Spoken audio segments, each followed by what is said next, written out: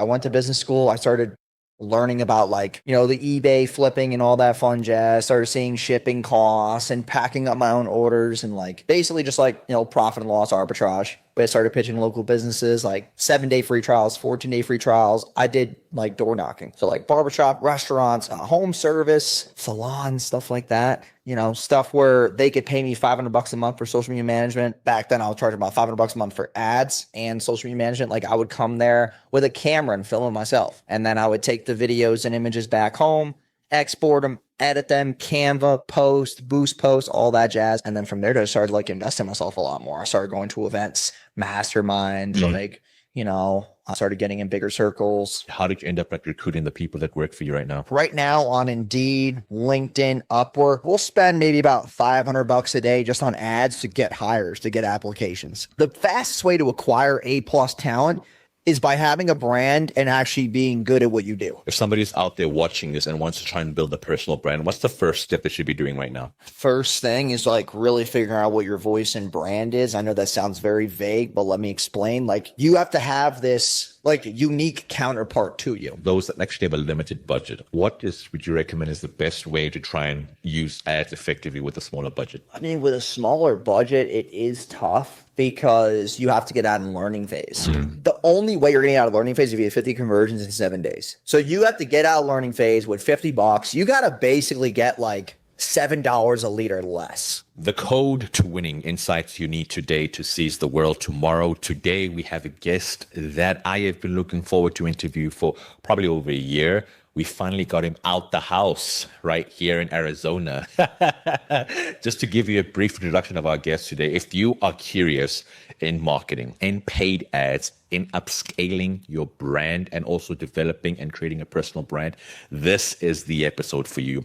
Jason Wojo is a person that I have been seeing on my platforms, all my platforms. He's very good at paid ads. He's one of the best and experts in this specific field. So we're going to dive a bit more deep into that specific field, go in depth in terms of marketing, the effective way to upscale and all that different stuff as well. So again, if you are curious and learning a lot about like just marketing and building your brand, this is the episode for you. So without further ado, the man, the myth, the legend, Jason Wojo himself. How you doing, boss? What's up, bro? Appreciate it, man. I'm excited. You got me out of the house. Let's run it.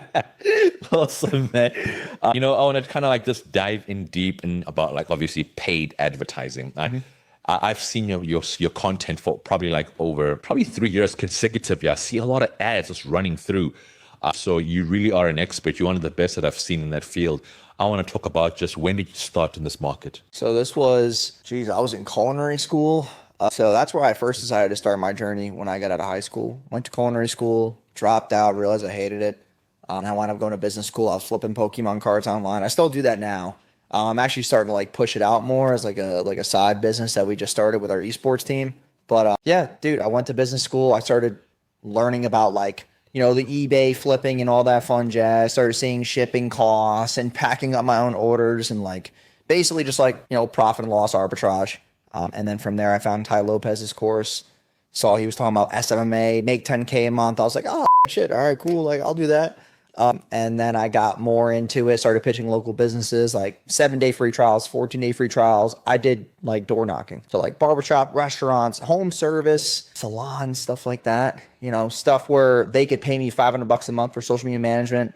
Back then I was charging about $500 a month for ads and social media management. Like I would come there with a camera and film it myself. And then I would take the videos and images back home, export them, edit them, Canva, post, boost post, all that jazz, and build brand. Google My Business used to do a lot too. Built websites too. So then after that, I was at home for 3 months to finish off my degree. 3 years, to finish my degree. And then from there, I decided to move to Orlando, Florida and just go all in on it. I was making like $3,000 a month, give or take. And I was like, all right, I have enough to like get a room in a house and like a college house because I was a big introvert. I still am. I'm perfectly okay with it. I feel like introverts are the smartest people anyway. But I did like that whole phase of my life was just like in a house doing nothing. Even during college, bro, like I didn't really do much. And then when I went to Orlando and lived with a bunch of college kids, I started making more money. And then I started to enjoy the things in college that I didn't do. Like I went through that phase where I liked to party. I wanted to get out and like be an extrovert and saw what it looked like to like chase women and stuff like that. So I did that. And then I got tired. Like I got old real quick. And then I started building the business more, cold calling, doing all that jazz, referrals. And then from there, I started like investing myself a lot more. I started going to events, masterminds, like, you know, I started getting in bigger circles. One of my biggest mentors was Jason Capital. He taught me a ton about copywriting, direct response, funnels, upsells, low ticket funnels, webinars, like VSLs, all that jazz. Did that. And then I just started like really just f***ing ass from there with like low ticket. Low ticket was where I had my biggest like win for sure. Can you define what the difference between high ticket and low ticket for those who don't? So high ticket is basically like, group coaching programs, masterminds, one-to-one coaching, done for you services, consulting packages, stuff like that. Low ticket is like $47 mini courses, $27 mini courses, $197 like tickets for events. That's like low ticket. Okay. Or webinar offer, that's like $497. That's like a low ticket offer. So yeah, I mean, I was doing low ticket. I went from like 20K a month to near $500,000 a month in like a couple months because I sold this 100 ad templates offer. It was a $17 offer and with a bunch of upsells. And then I would get people on the phones and close them for like one-on-one coaching, $2-3 grand. And I was just pocketing like 15, 20K a day, just closing deals off the phone. And then I got too burnt out and I got too burnt out and I didn't have a team and understand leadership and understand any of that stuff. And then from there, I realized that I needed to build leadership skills and understand what any of that stuff meant. I was like, all right, I make money online. I'm a leader. And then everyone around me was like, dude, you make money, but like no one fucking respects you. And I was like, oh, sick. Okay. Cause when I grew up, dude, like I was poor. Not like dirt poor, but my parents made like $80,000 a year. In New York. Yeah, in New York, which is kind of poor, but it's like kind of like mid-class, I would say. Like between, I feel like 80 to 120K in New York is like mid-class. So yeah, like that's just the way I grew up. And then I started realizing like, hey, I need to be a bit bigger person, post content. Like I was just running ads to low ticket, but I didn't have any brand on the side of it.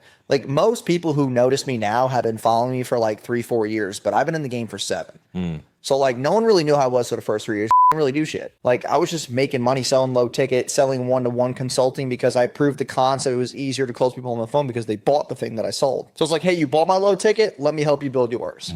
It was an easy sale. Now it's so hard to sell in our space. That's why I have multiple offers. Like, I don't know if you are in tune with some of the campaigns I run, but like I have done for you ads. I have a webinar offer. I have low ticket and I have scale your ads, which is our events. So I have like 4 different aspects of our business that allow people to enter the ecosystem in like multiple facets. So like now what I've been seeing more than ever is that we're in a trust recession. So no one for shit. Exactly. So it's like, you're talking about YouTube and Google and PerfMax, like all these campaigns that are great to have dialed in because they just build more trust. They're more search intent based. Like with Facebook, bro, I'm going in front of you and I'm like, do you have any idea who I am? Well, if you don't, here's who I am. But Google and YouTube is like, I'm looking for help with Facebook ads. Exactly.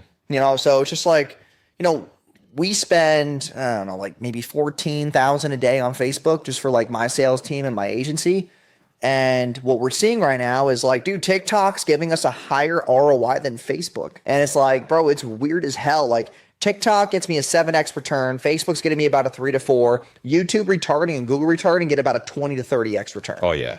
So like, and that's just retargeting though. So for everybody who thinks that that's wild, there's no cold traffic on Google yet. There will be soon because we got this software that every time you go to my landing page and you click play, it pulls your Facebook data. Really? Okay, so it's called eBoov. He's one of my friends, Vince Reed. He owns eBoov, and it's like this cool video player. So like you might use YouTube embedded for videos on a landing page, or Wistia, or Vimeo, or Sprout, whatever the hell these platforms are. Shit. eBoov, you click play, and basically I just grab all your data. And then if I combine it with OpenSend, if you know what OpenSend is. No. So eBoov is the video player. OpenSend is this line of code that goes on your landing page. And regardless if you opt in or not, I can pull your name, email, phone number. So now I can just shoot it over to my setters and my sales team and I can call you and you never opted into my landing page. That's interesting. So like we combine eBoov with OpenSend. Bro, man, I'm a big homebody, but I will shit on all these marketers online, bro. The shit that we do right now is like absurd. And I don't really talk about it much, Like I'm only touching the surface. And like, but like, can people get access to that, right? Is it like, They can, it's just expensive. all right. It's just expensive. Like scare money don't make money. Like Open Send is we pay like $8,000 a month. eBoob is like it's $300 a month and then $2,000 setup fee. So eBoob's great, dude. Like if you're gonna get anything off the ground, like run eBoob. And do you do high ticket or low ticket sales right now, or Both? Okay. So we'll have low ticket. So basically, low ticket will run to $27 course. I have two of them, Digital Product Millionaire, and then I have Webinar Starter Kit. Okay. So those two will run, and then we have like still low ticket. We have Scale Your Ads, which is our event coming up July 26th. That is $47 to $197 for tickets. And that's going to be in Miami at the Ritz-Carlton. So we run that, and then we just get a bunch of people in a room, and then we sell them. And that's really it. I got some cool guest speakers, too. I got Tanner, I got Brandon Carter, I got Daniel G. Tanner all Vista. Okay. So that's exciting. And then we have High Ticket, which is our webinar offer, done it for you ads, social media management. We have AI setters. We have email management. We have website builds, CRM builds. Geez, bro. Anything you could think of, we have.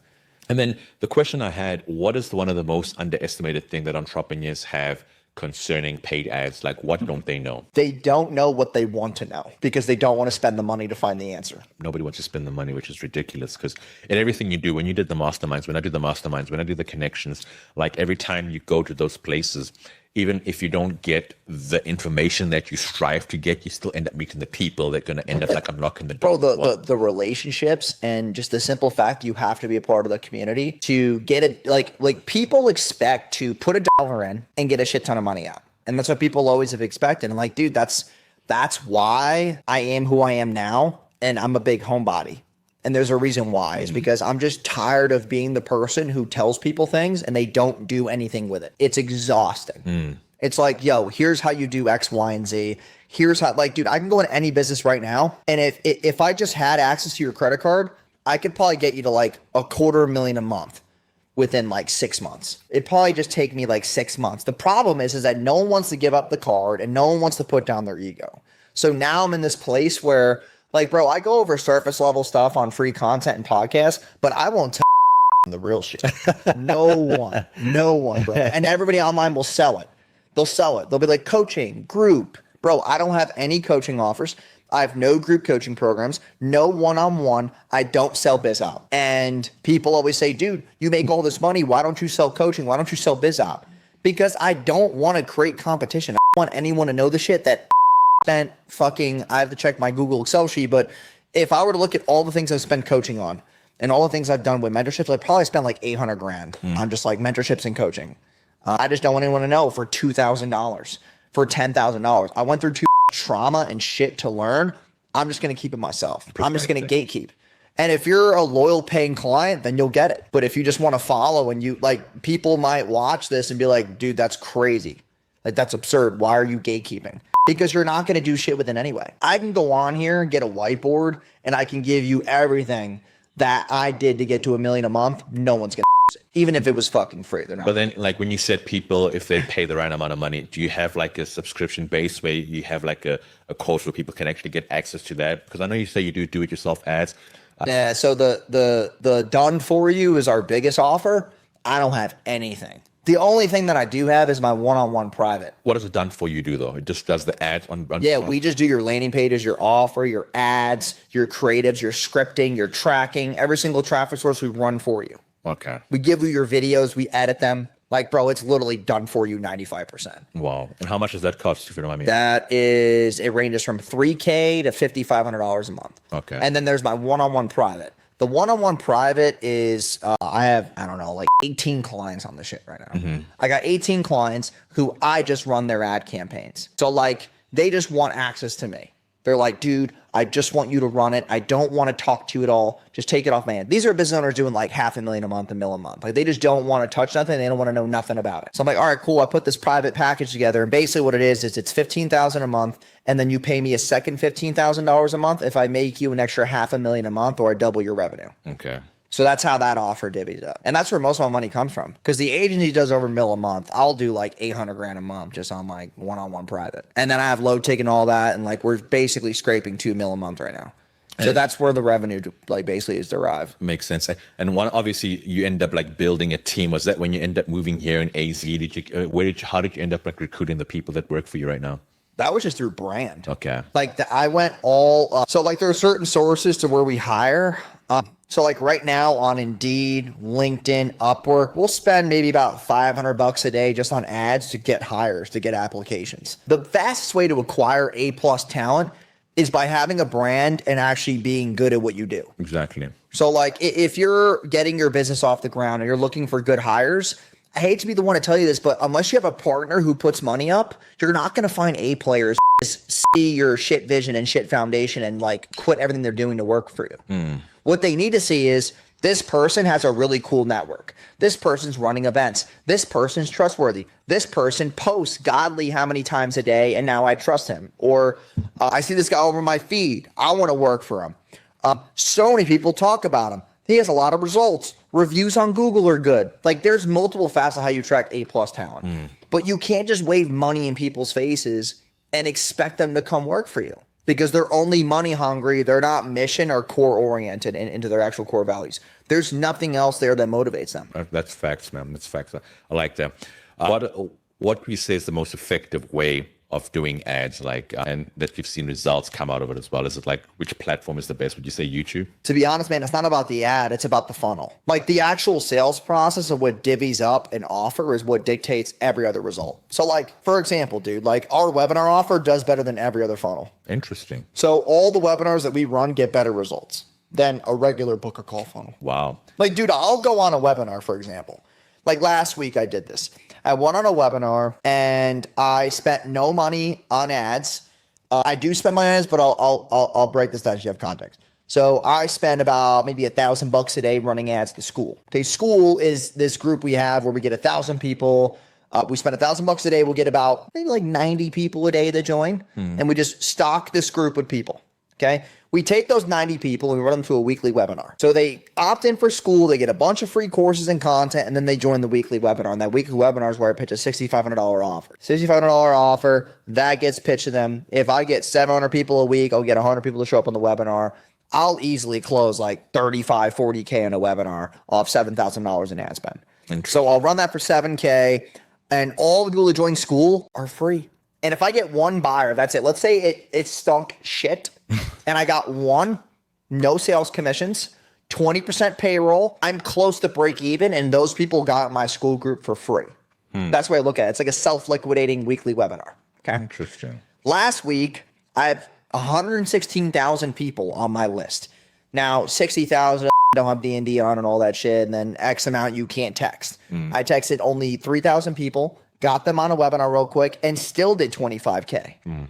So I sold 4 people on the offer. And like, dude, it's this thing where it's like, bro, the webinars, you sell one to many, you build more rapport. If no one trusts you, they're going to trust you after an hour. And that's why I do podcasts. Like I like doing podcasts. I made the joke that I like to stay at home, but I only leave the house for a couple reasons, bro. Either I'm doing a podcast, running my event, playing basketball, or I'm going to get a stock of cigars. I like showing them my back and just fucking half naked, enjoy my fucking life. That's the way I roll.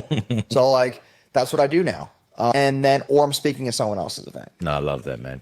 And right now, somebody watching right now, Jason Wojo, you, Tana, a few of the guys are just very well known and have been very consistent in the game for like X amount of years. If somebody's out there watching this and wants to try and build a personal brand, what's the first step they should be doing right now? First thing is like really figuring out what your voice and brand is. I know that sounds very vague, but let me explain. Like you have to have this like unique counterpart to you. So like for me, for the longest time, dude, I didn't have a brand. It was just like, this guy runs ads. But now I'm starting to pick up this brand where it's like, there's a couple of facets. One is the guy that's all over my feed. 2 is the guy with the mustache. And 3 is the guy that hates on the gym. Like those are like my 3 things. And it's like, dude, the crazy part is, bro, is this guy made a video about me about a month or 2 ago. Dude, this could be an interesting topic. What is it, a Bola Busters? Or? No, I'm not. No. So that's the thing. A lot of people have asked me, yo, dude, I've seen a lot of content about you. And I'm like, bro, I've never been on Baller Busters. No one really talks shit about me, and you only get hate from people who are below you. Straight up. Precisely. So this guy made a video. His name's Tony. Okay, he got on a sales call with me, tried to basically clickbait me. I ran this special offer through text message. Because some people might be like, why are you taking sales calls? I don't take sales calls, don't worry. I did a special offer. I was like, yo, Fixed amount of money, get on the phone, and then I will show you what our offer looks like. So they paid this deposit or whatever. And this guy gets on the call. He's starting to pick my brain about my offer. I start realizing halfway through the call, like, this guy isn't here to buy. He's here to funnel hack the shit out of us right now. Interesting. So he gets on the call, and basically he takes the recording, and he's like, yeah, dude, my friend Jamil used you. And, he said that he didn't have a great experience. And I was like, sick, dude. I go into Hyros, into the account. I don't mind talking about this shit. I go into their account, and he had about a 1.8 to 2.2 ROAS on the front end with his brand Astro Blaster. Okay. I got all the screenshots and all the proof. For 2 months, he signed for a 6-month agreement for a $10K a month offer that I was running at the time. Now it's $15K a month. Like I talked about the one-on-one private. Did it for $10K a month for 2 months. Decided to back out and basically blocked his bank account from me and said that what I was doing was not working. He didn't finish his part of the agreement. And then on top of it, the $997 that I was telling them the pitch, I was like, dude, you need to have an ascension. You need to have something else other than the $997. We can't just make money on a $997 front end webinar. You got to have something else on the back end. And he's like, nah, I don't want to do, coach. I don't want to do this. I don't want to do that. I was like, okay, cool. Then you're just going to have to make money off the $997, dude. I don't know what to tell you. And then he missed webinars for 3 weeks, made this video. And the crazy part is, bro, is that we made more money after he was talking shit. It's always the case sometimes. It is. So I was like, dude, keep going, keep going. And it's funny because like 2 weeks ago, I sent him a screenshot. It's like a laugh. I was like, dude, thanks for my biggest month ever. And he was like, oh, dude, blah, blah, blah. Basically just snickering back. I was like, bro, when you get hate, you just make more money. So that's why now I'm kind of just okay with the whole like gym brand, like how I made those videos. Like this shit's hilarious. It's just like, it's funny, dude. You could be loud, but you could also be the quietest person in the room. So you could be loud with your brand and the videos you make, but I'm just like really quiet personally. No, but you see, so okay with it. I've met people that are very close to Tate as well. As much as he may be a very loud personality out there, many people that say they're close in the stage is probably usually the most quietest when there's no cameras around. A very introverted person, but he also knows what to say to get the targeted audience as well. So some of the like an introverted extrovert is what I call those people. Like, when they know when to speak, but they don't speak all the darn time. Does that make sense? It's being calculated. It's almost like playing chess. So every single move is a chess piece. That also alludes to why our ads have done well for so long. I will purposely do things in videos that make people comment or get mad. So like, I'll purposely not shave, right? And I'll do ads so that people can comment, oh, he doesn't shave. I'll purposely leave pimples on my face. I'll purposely do things that trigger the actual avatars. Interesting. I'll also do things where I'll be in front of my car. I'll make a video, I'll piss people off. Because the more engagement your ads get, the higher they rank on the feed. So like if I'm running ads and I just make like simple ad images, they'll do well, but then they stop doing well after a certain amount of time. They do really well off the rip. And then the consistency lies in and it starts to decline because there's not enough hate and shit in the comment section. Interesting. Quick hack I'll give everybody is if you go into your Instagram and Facebook and you put these things in called hidden words or banned words, you can get more people to comment on your posts and the banned words won't show up in the comment section, but it will count towards your engagement score. Wow, I never knew that. So like if I go on Facebook and I put, like, I know all the comments, by the way, that I usually get. So I had ChatGPT scraped all my comments. What's the most commonly used words? And they are skinny, scam, Hitler, all this shit. So I'll take all that and I'll upload them. And then when people comment, I get a notification, but it blocks it from the public. Interesting. I never knew that. That's fascinating. And I know you and I, we spoke about it earlier on. Right now, we're at the market where people aren't so trustworthy. They're not willing to end up spending on ads as well. With those people that are necessarily stingy without seeing the potential in that, but also those that actually have a limited budget, would you recommend is the best way to try and use ads effectively with a smaller budget? I mean, with a smaller budget, it is tough because you have to get out of the learning phase. The only way you're getting out of the learning phase is if you have 50 conversions in 7 days. So you have to get out of the learning phase with $50. You got to basically get like $7 a lead or less with $50 a day with low budget ads. And the funny part is that I know people who talk about this thing now. Everyone's got this new mechanism now where it's like, someone came out with this program. It talks about low budget ads. And I'm like, dude, all these coaching programs teach you how to be cheap and a shitty business owner. They don't teach you how to run ads, build a team, build systems, roll duplication, why there's breakpoints at 1 million, 3 million, 7 million, 10 million, like all these things that no one teaches. My girlfriend bought this program from somebody. It was like $10K. It taught them how to run DM ads for $100 a day. I'm like, bro, you need to learn how to build a team, have systems, have a good product, have role duplication, how to build an actual customer journey, and how to do all this shit, and no one wants to teach it. You want to know why no one wants to teach it? Because it doesn't get conversions. It's boring. No one, if I made an ad and I was like, yeah, I'm going to teach you how to build your hierarchy and build your team's SOPs and how to hire the right CMO and how to hire the right CEO and replace yourself and, make sure your payroll stays at 25% of your gross revenue. No one's going to opt into that ad because it's boring. But if I make an ad and I'm like, here's how to make 10 grand in 30 days using this one simple ad. Now I get people to click because they're just idiots. They don't understand what a big is. They're clicking all the shit that people don't need, right? And it's just like, dude, it doesn't make any sense. How to build the highest converting funnel. Take my templates. That's not a business. That's one aspect out of like 80. You need to have a good offer, good journey, good infatuations, good copy, good storytelling, good unique mechanism, and then your funnel. What about the VSL? How does the tracking set up? Do you have your tags from GA4? Like all these things that actually matter. And then you run it with a Facebook page that has no posts, and you're like, oh yeah, I should do well. I was told that the landing page is all that matters. It's like, dude, it's crazy, bro. You got to post every day. You got to have a good email list. Where's your welcome sequence? Browse abandonment. Where are you tracking everything? Where's your UTM parameters? Like all these things that actually build a business. And then they actually get onto a sales call. Where's your setter? Where's your salesperson? Where's your pitch deck? Why is your offer not converting? Does your contingencies suck on your guarantee? Like, what are all these things that are breaking in your business? And then people have these bold guarantees, and you see all these businesses crashing with these guarantees, these stupid ass guarantees.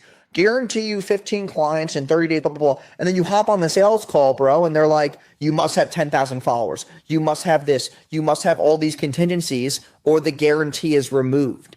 And now they're clickbaiting you. And it's like, dude, the only thing we sell in our ad is we will run your ads for you. We've done this for 7 years. We've done 9 figures online. We don't say any guarantees in the ads because that's FTC uncompliant. You can't do that stuff. The only guarantees you can have are a setup fee with the ROI basis. So you have to charge the setup fee, and then you say, hey, listen, you're going to pay X amount, and then you pay your second payment when you make an ROI back. But you can't say ROI guaranteed. Like, dude, all these offers I see in the space are ruining that trust recession that we were talking about. 100%. When you see all these guarantees and shit, dude, like, and it's very thankful for me because I run such a very integral compliant business that I'm not worried about shit. No, dude, I love that so much. I want you to give me personal advice. So right now, we're about to touch, I think by the end of the week, we'll probably be on 40K subs. The goal by the end of the year is 100 plus, but then the entire purpose is trying to do courses. We're trying like draw. We're going to do like low ticket sales as well. But at the same time, there's another show that I'm going to be starting co-hosting. It's going to be like it's kind of a side hustle show for the things and people that have experienced certain stuff as well. But it's going to be live, like, YouTube lives. I've seen people that have such a less amount of subs, but just build a community where people are doing super chats and they're just building as well. What advice would you give me? What's the first thing I would do? I would not do the second show. I would focus on what you're good at, which is one thing. Okay. Do not get distracted. That's everyone's fuck up. But that's what I'm trying to say. After I touch 100, that's the thing. Because right now we're consistent in releasing almost every day, and by next week. So these podcasts go up, and this is what got you to 40,000 subs. Yes. Just keep doing this. Don't do anything else. Why would you do anything else? You got to 40K subs. You got more subscribers on YouTube than I do. Why would you stop the thing that got you to 40K? Because you're getting shiny object syndrome. Like, why do another show about side hustles when you could just do the same shit now? You could just have her plug in live, and we could just do the same shit live. Interesting. And put up a board and let us just run through questions. But isn't it the fact of like diversifying where people just feel so stagnant and they want to try and innovate and stuff like that? So you could take this, and this could just be like a whole lot better. Like, why don't you take this, go live, and maybe you have people start buying your programs on how you've done this, and you could teach about Google ads, and you could teach about the side hustles on this, and then just do these on yacht, do these on cool, like, go rent out a fucking skyscraper bar or something and do them there. And go live, and then turn into a Kick and turn into a YouTube live and start streaming and go on Twitch and do that instead. When I look at building a business, bro, you have built the core foundation of our economy, which is attention. You get views, you get people to watch your stuff. The last thing you should be doing is doing something else. Why do I only run a marketing? Because I don't bore you with all the other shit that you don't know I run. Because I don't want to market it. Once you buy from us, then you'll find out about it. That's the last thing I would do, bro. I would go harder on this. I would put ads behind this and take your videos of things you want to pitch and just put them on pre-roll in front of your podcast. Just run pre-roll ads on YouTube, pitching the thing that you're selling. Do mini pitches during the podcast of either a sponsor, right? Or you do something in the description, and then just keep capitalizing on this, bro. Precisely. No, I love that. I love that. And I think you're actually spot on, because I think that's what happens with people sometimes, especially when they start businesses. It's like, oh my gosh, let's jump into that. Now that I've done solar, let's do roofing as well. And then before you know it, they're investing there, everything starts collapsing as well. So I love that advice. So appreciate that, which kind of goes and segues to my next question, actually. You've worked with multiple clients and you've seen success of many. And from those that were really successful in utilizing and transforming conversion and making sure they get revenue in whatever they're doing, and those that started just, I had a bad experience, this is so awful. What was the difference between the two? Difference between the good and the bad client? What did the that were good, what did they do differently? They just shut the fuck up and listen.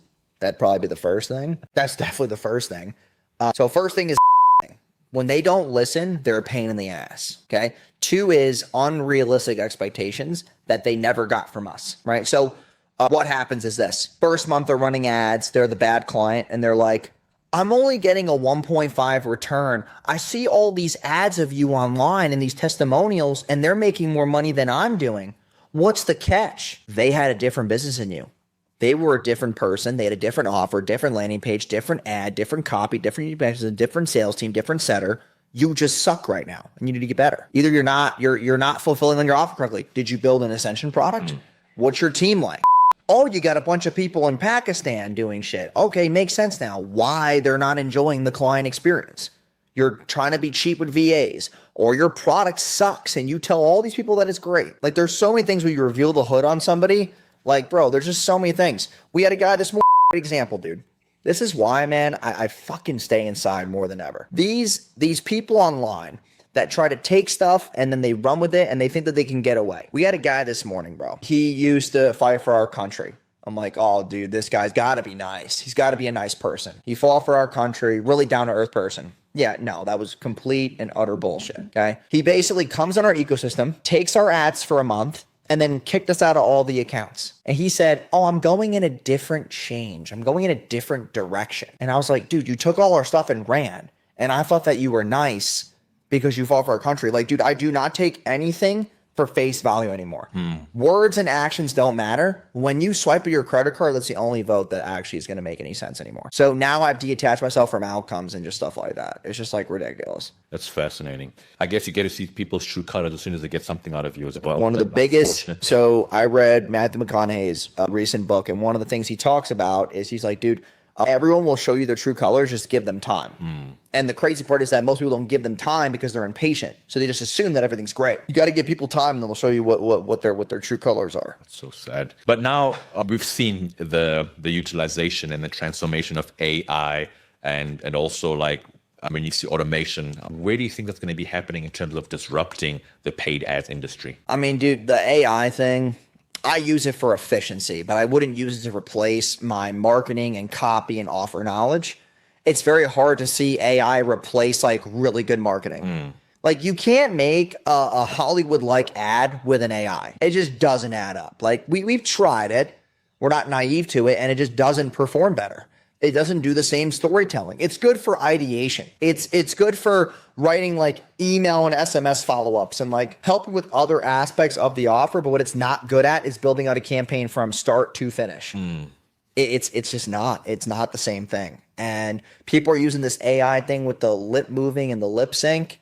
It looks so fake, dude. Like the AI ads where you're standing there in front of the camera and you're trying to talk to and supposed to AI it. It just doesn't look realistic. And also the biggest thing with AI for our business, it's different because I don't want to use AI against you as the prospect, because what are you going to think your whole campaign's going to be? AI. And they don't want that. Exactly. So I'm in a different B2B niche where that just does not work well, right? If I said, hey, I'll plant an AI setter in your business, now it's more feasible. It's a lot easier. But if I said, hey, your whole marketing campaign from the voice to the landing page to the person they speak to on the phone is all AI, they're now going to want a refund. They're not going to like it. I couldn't agree more. And I think that's the new trend that's been happening. And personally, for me, sometimes you'll randomly, I'm from South Africa. I told you about this. I don't know if you've done any other safaris down there, but like right now, there's all these AI safaris which are just taking away from the actual, like the videographer and like the actual AI safaris. Yeah, that you're seeing a lot popping up and like on social media, and it's the worst. Wait, so the tiger and the giraffe and shit are fake? Are not being fake. Yeah, it's my point. It's like everything has just become more automated. Fucking side. Bro, I literally don't understand that at all. That's like me going on a cruise and getting it AI. It's ridiculous, so I think it's been heading down there, and I think that's the problem right now. And I think if people can just utilize it effectively, it can become an asset, but it can also become detrimental if it's not done and utilized perfectly. Yeah, I mean, we're losing human touch too. Like, dude, all this stuff where you can fabricate what someone looks like too. AI edits to a pic. Like, no wonder why dating is so tough now. Like, I'm fine. I'm in a relationship. Like, I'm not worried. But like, dude, I see a lot of my friends, bro, they struggle with relationships because they're so disconnected, because their personalities are shit, because the internet told them that it was okay to act that way. And they're not really like authoritative figures that deserve a partner or deserve a spouse. They're just like they're degenerates. And they think that, oh, they're funny or, oh, they have a good personality. But like, it's so fabricated, bro. It's so crazy. Man, that's crazy. Yeah, It's like, dude, the whole dating scene is just so shit now. There's all these apps and like expectations and like what a man should and should not. What a woman is, what I'm saying? What a man should have to be. Said, oh, with it should be, what height she should be, and all this different stuff. What he should be able to do. Meanwhile, you're a baby mom. Like women are doing this whole thing now where it's like, yeah, I don't want to date a guy that's shorter than me. Or I don't want to date a guy unless he's 6 feet tall. What do you bring to the table? Like, what does that even mean? Like, I'm 6 feet. That's cool, but I don't want to be presented my value based on my height. Like, are you stupid? Like, it makes no sense, dude. It's crazy. And then women complain all the time. They're like, I can't find a man. I'm like, yeah, because you act like one yourself. No one wants to date themselves. Yeah, and I did it. I interviewed a relationship coach actually, and because she's a Scandinavian, born in Russia, but she was talking about the essence of and the importance of femininity, and how women should be able to embrace that, because right now there's a bit of a conflict of interest right now where they're trying to take up male roles, and it's just been conflicting because she's just talking about how you embrace your nature as a woman, all these characteristics that make you women and men. And that's why they coincide, they work perfectly well together. So not to go off topic, but I couldn't agree more with what you're saying by the way. So man, you've done for clients as well, about over 150 million. Obviously in terms of paid ad revenue. What's probably been the biggest lesson in that time frame and that figure specifically for you and your business? I think the most important thing I learned is that if you just think it's one problem, you're probably wrong. Like, all the businesses that have done the best with us, they're open to us solving other problems for them. Interesting. So like, their ads are doing well, but like their sales team sucks. Okay, buy sales training. So in other words, just seeing an iceberg before it actually crashes. Yeah. And they're okay with investing in beating the actual curve before it hits. So like, they just move with speed, bro. It's all urgency. Like, people are under this connotation. And this is the worst customers, bro. The ones who buy something and they expect the world from it for the one thing, and they take forever to make the buying decision. That's why the course industry gets so much shit, because the person who took 3 weeks to buy because they had to think about it, they had to talk to their dog, their cat, their husband, all this, they had to get on 13 sales calls to find out the solution. They buy it because it's the cheapest, which then in turn becomes the shittiest. Because usually with my experience with the door-to-door, they get the cheapest, but they expect the top of the range treatment. Basically, it's a beer wallet wine taste. That's literally what it is, bro. And that's where the worst customers come into play. They're like, they have a beer wallet wine taste. And that's just the way most of the world is, bro. The way the shit is. People also want to know too much. When they buy something from you or me or anybody, they always ask the most questions. I'm like, dude, let us handle the shit. Shut up. Just pay us. Here's what it looks like, and just get the fuck out of here. Like, why are you asking so many questions? It's funny because some of my sales guys will come over the house and they like to chill with me. I like to build culture, and like, I'm nice to all the people, like very intimate with me, not intimacy. Don't run with the shit. Okay. We have intimate relationships. Okay. Very personable. Go to dinner, vacation together. We know everything from head to toe about each other. Okay. These people know that I'm a really nice person. And it's because there is a mutual level of respect that comes with relationships with people who are just too busy to have a shit ton. It's the way the world works. The biggest thing that they see that they wish that they got on the phone was the way that I take sales calls. So like if I go on a call right now for a software, let's say I got on one this morning and the guy's like, yo, what's going on? How's your day? I'm like, bro, I'll be honest, man. Like no one gives a shit how my day's going. How much is the shit? He's like, it's $3,000. I'm like, all right, cool. Here's my card. He's like, know what you're getting. I'm like, I don't need to know what I'm getting. I just saw the website. It looks fucking good, bro. I get it. I don't need to know what it is. I don't need to know what the features are. I don't need to know when the onboarding call is going to be. I don't care if it takes 2 weeks to onboard me. Like I'm patient. I don't care. I'd rather on this call for a minute, get it over with than be on here for 30 minutes and waste your fucking time. So here's my card. Charge me. I'll talk to you guys. Send me an email, onboard, peace the hell out. And that's how my calls go. He's like, bro, I wish we got prospects like that on the phone. Wow. I just don't want to sit there for 30 minutes and talk about random shit that no one cares about. The software does this. All right, cool. I'm in. I just look at things so differently. And that's the part about the best clients is that those clients get on the phone. They're like, dude, I'm in. I've been following you for 2 years. My marketers suck. I don't want a bunch of people from freaking Pakistan and India, dude. Just run my stuff. I'm like, cool. Here's what it costs. 4 months, $15K. They're like, dude, I'm in. Here's my card. I'm like, thank you. Have a good one. They're not sitting there going, so how many ads do I get? How many creatives do you make? Do I have to record the videos? Like, no shit, dude. You have to record the videos. And it's really this thing, bro, where you look at two paradigms. You look at bad client, good client. The biggest differentiation is common sense. Hands down, bro. And common sense is not common anymore. While you're driving, while you're eating food, like ordering at a restaurant. Like, dude, I was at a restaurant yesterday and I ordered something from the menu. I was like, yeah, I would like Wagyu meatballs. She's like, you want that as an appetizer? I'm like, bro, no shit. It says it on the menu, appetizer Wagyu meatballs. And then you're asking me, do you want this as the appetizer? I'm like, that's why you make $7 an hour. All right, fucking next. And it's like, dude, it's the shit across the board. There's no common sense. And while driving, bro, there's so many accidents. People driving with burnt out tail lights. They don't have their lights on at night. They're trying to eat while driving. Like, bro, the common sense is dead, bro. It's just so dead. It's so bad, man. It's terrible. Maybe you can resolve the problem by running for office, Jason. What do you think about that? Dude, I would love to have a common sense 101 course. I feel like that would, bro, swear to God, dude. You know what's funny? I actually have the domain. I bought it years ago. Really? Yep. What's the domain It's name? common sense course, and I have common sense 101. I always thought about dropping a common sense course. No, you're lying. For real? Swear to God, I have it. If you go on GoDaddy, it's gone. I have it. And then, dude, like they're like my friend called me yesterday. He's like, dude, like me and my girl having problems. You know, I went to this pool party yesterday with a bunch of my friends, and there was a bunch of women there. My girlfriend got mad. I'm like, no shit, she's gonna get mad, dude. There's a bunch of half-naked women at a pool, and you didn't invite her, and you went there on your own with your friends that are a bunch of guys who are single. What do you think, dude? Like, of course she's gonna be mad. Like, dude, No, it's crazy, bro. Nah, dude, I love it, brother.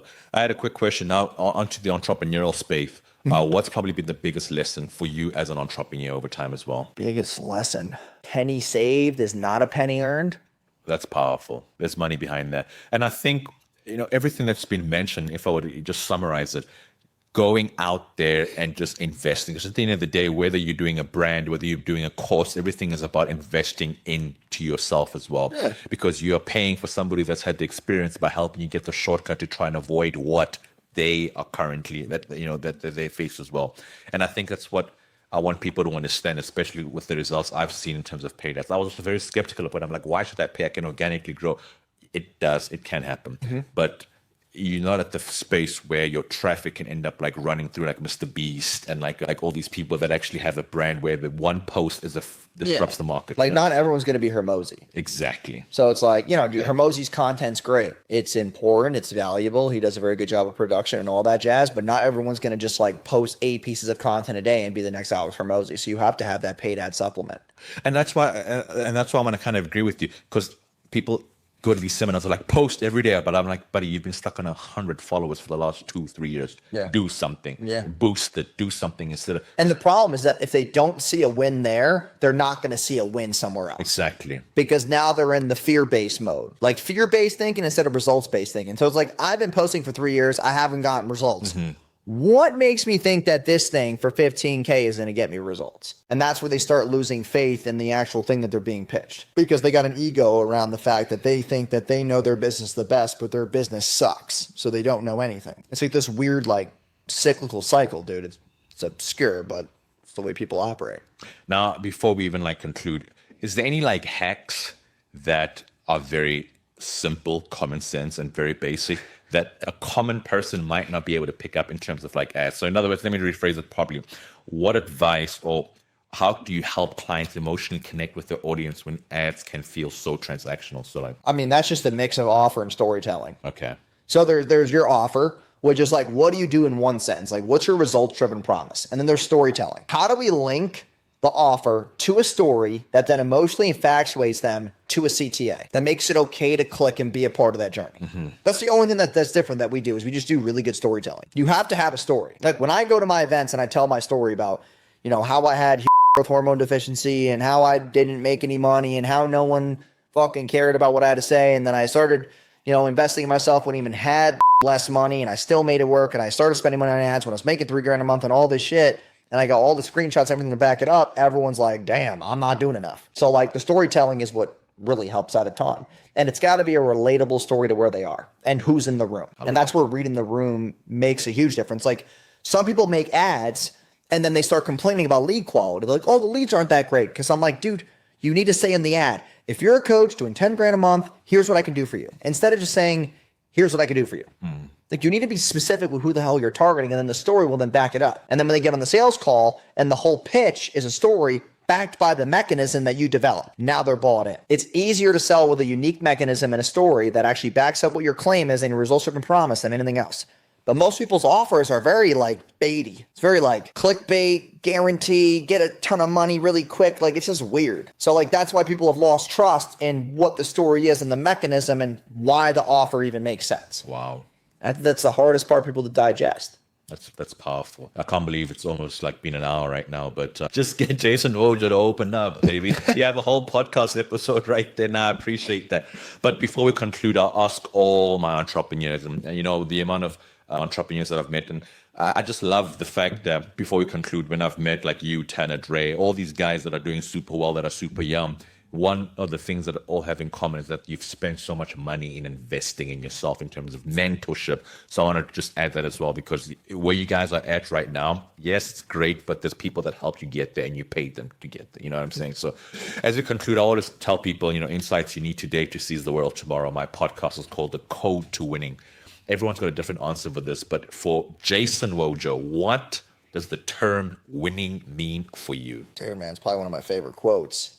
Is winning for me is just a consistent flywheel of just being able to not cry in the storm, but dance in the rain. I think that's probably the biggest thing. A lot of people bitch too much about things that just no one cares about. And you might as well just take it in, deal with the shit, and just move on. Like if you decide to go into business, you're always going to have problems. Winning is just you being able to say, hey, listen, I took a couple L's. Like, let me just get a W. The W's are, if you turn a W upside down, it's an M. And the M stands for momentum. So if you ride momentum's energy, you just keep growing and scaling. But if you let like a bad L hold you down, then you're fucked. It's over. It's a wrap. That's it. Awesome. If you could let our viewers know where they could get a hold of you, if they want to try and like upscale, get paid ads, if you want to, because we're going to have the link in the description section, by the way, for all the automated form of like ads that you guys are currently doing. If you let our viewers know where they can get a hold of you, please. Yeah. So you guys can go to Instagram at the Jason Wojo. You can also go to our website, thewojomedia.com, to see if you qualify to work with us.